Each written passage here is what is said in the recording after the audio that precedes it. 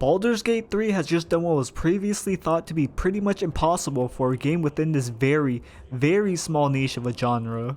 After so many years of Larian being that small little indie studio that just wanted to make good games, they finally achieved that mainstream success. No one could have ever predicted that Baldur's Gate 3 would become the 9th most popular game of all time on Steam according to SteamDB, with over 875,000 concurrent players at its peak and growing. It's just crazy to me how popular this game got despite being in a genre where you need an extremely acquired taste to even enjoy. This level of popularity is unprecedented for a small to medium sized studio like Larian to even dream of achieving. Their last game, Divinity Original Sin 2, which I consider to be one of the best games I've ever played in my life, has only ever reached a fraction of the popularity that Baldur's Gate 3 did. So congratulations to Larian Studios for being one of the few developers left in this industry that still actively care about making good games. I know, right? What a crazy concept. A game developer that wants to make a fun video game with no DLC or microtransaction or battle passes whatsoever?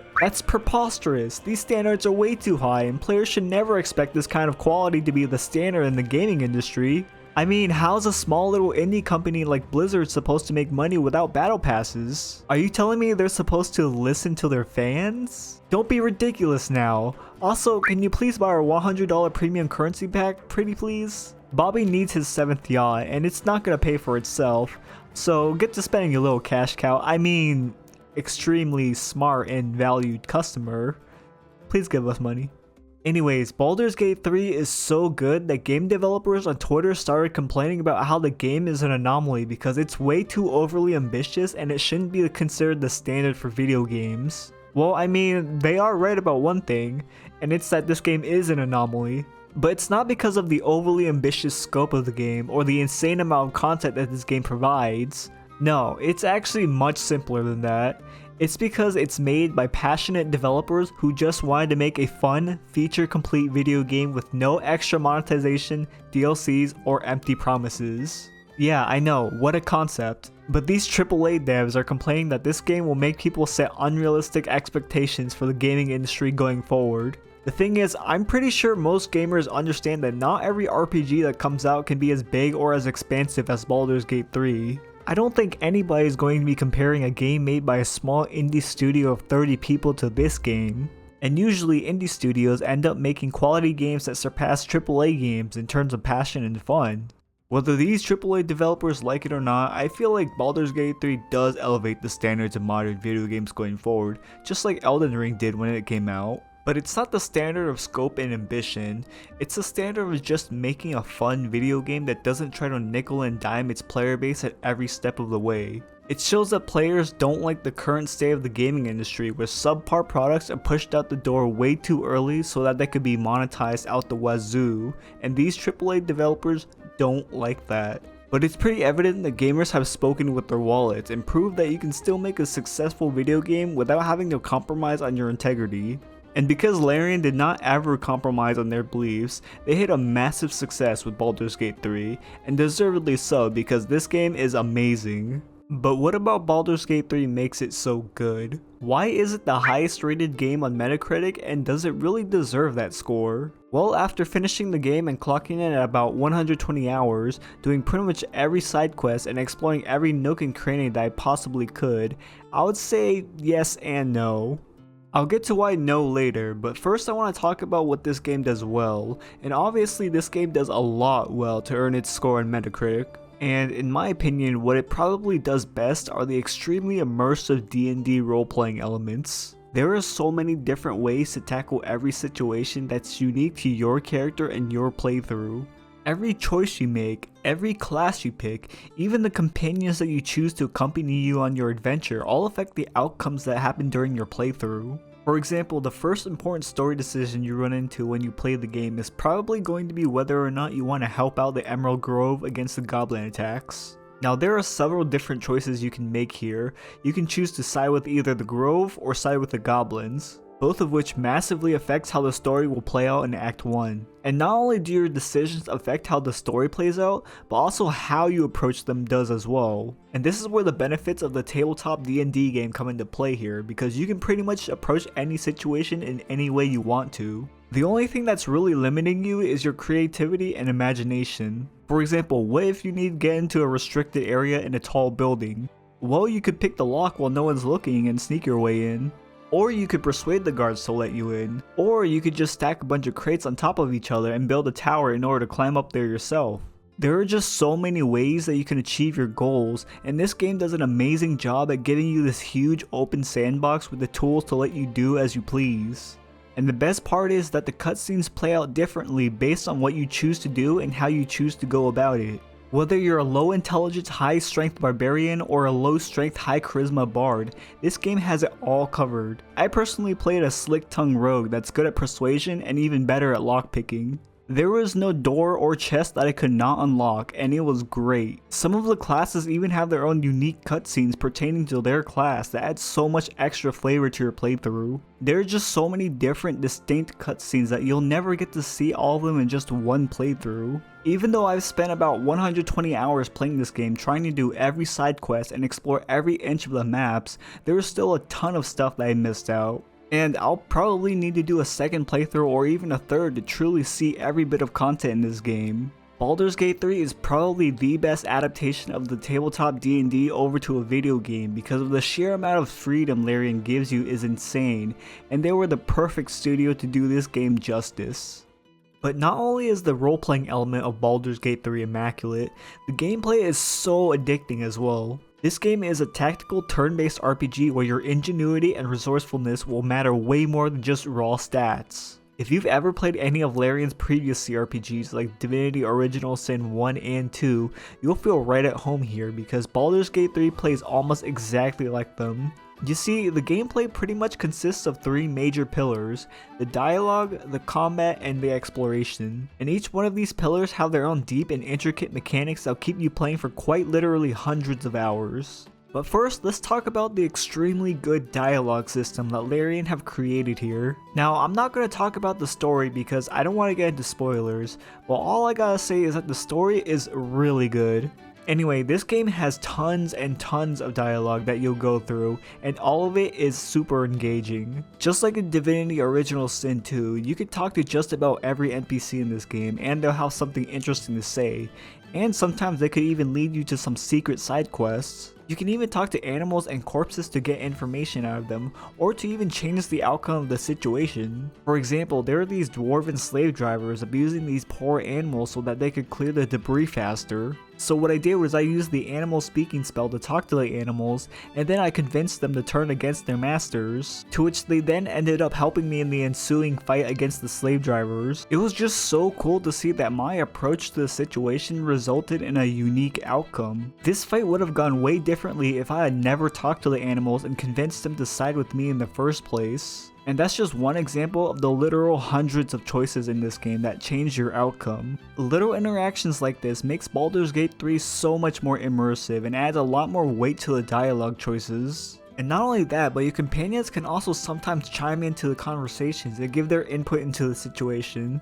Now this is where the approval system comes in.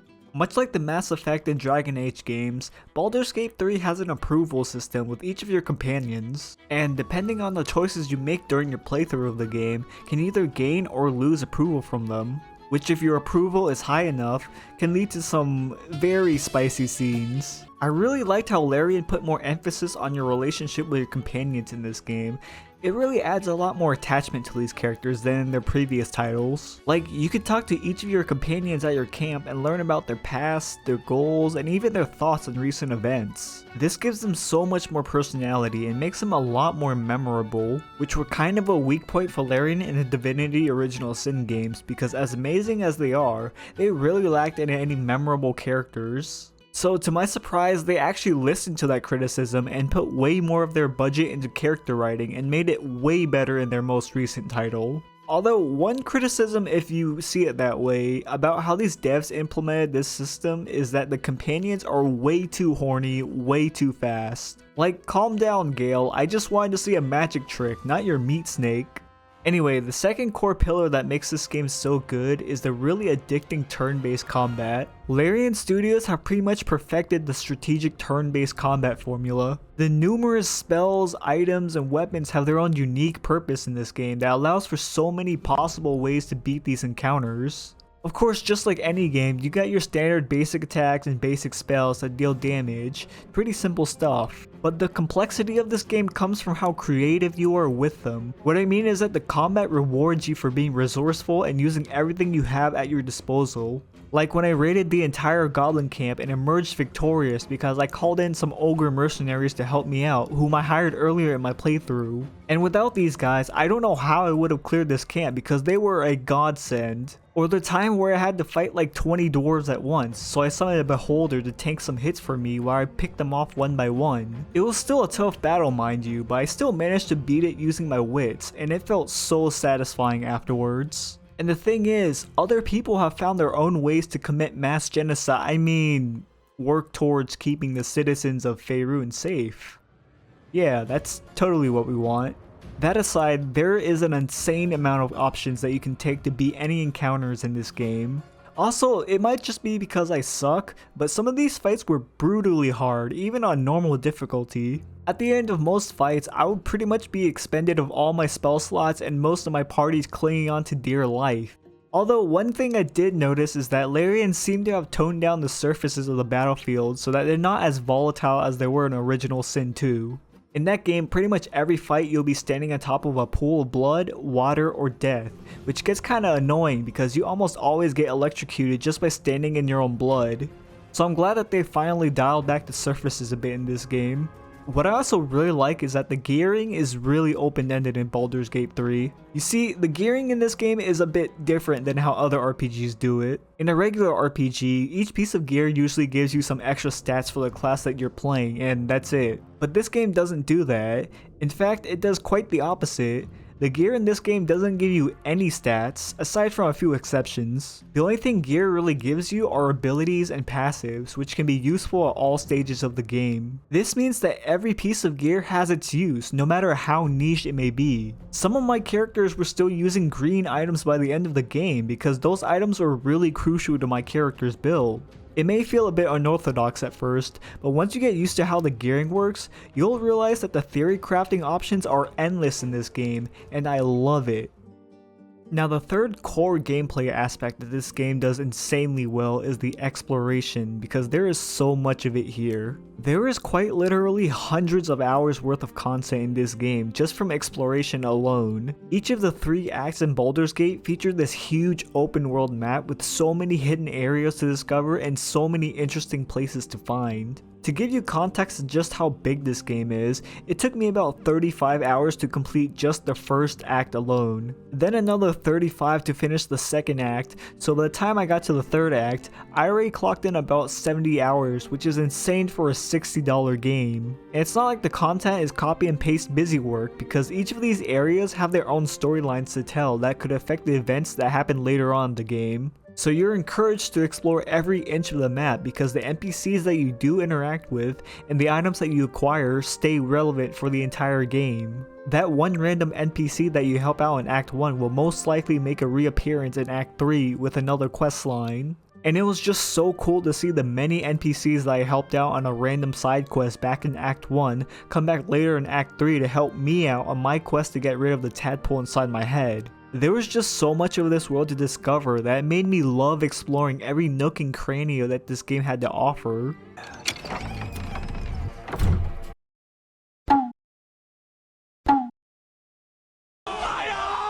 And the best part is that there's still some places that I missed after spending almost 120 hours searching every room and opening every barrel to loot that one piece of gold that I really didn't need. Anyways, there's just so much content in this game that it feels like a steal even at the full $60 price tag. Even the first act alone has more content than some of these modern AAA games that released this year.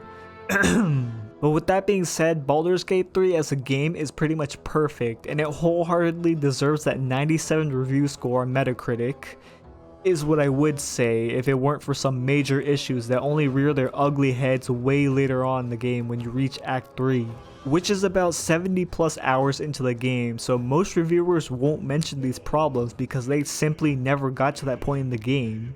But I did, and well, unfortunately, this game takes a massive dip in quality in the third act. And I'm not talking about story or gameplay elements either, those are still pretty solid.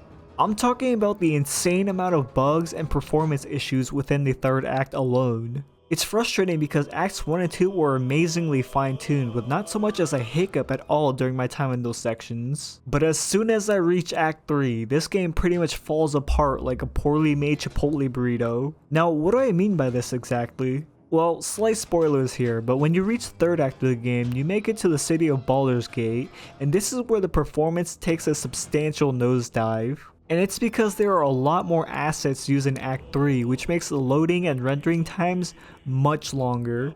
And it also just tanks the frame rate because of how many things there are on the map that the game has to load. Not only does the performance take a hit, but there are also a lot more game-breaking bugs that show up and break important quest lines, which would legitimately ruin my experience. And it sucks because I can usually tolerate small bugs here and there like visual glitches and whatnot, but when there are numerous amounts of them that actually prevent me from completing major quest lines, then it starts to become a bit of a problem. It's a shame too because I would be singing the praises of Baldur's Gate 3 if it weren't for this noticeable drop in quality in the last third of the game. Like, yeah, it was cool that Larian decided to release the game earlier than what was originally intended, but I feel like it came at a massive cost in quality assurance. I would have been okay if they had kept the original release date, heck, even delay the game a bit to fix these issues before launch. But the silver lining to this is that Larian is working diligently to roll out hotfix patches that hopefully resolve these problems. And maybe a couple months from now, everything will be fixed, and if that happens, Baldur's Gate 3 will be an undeniable masterpiece.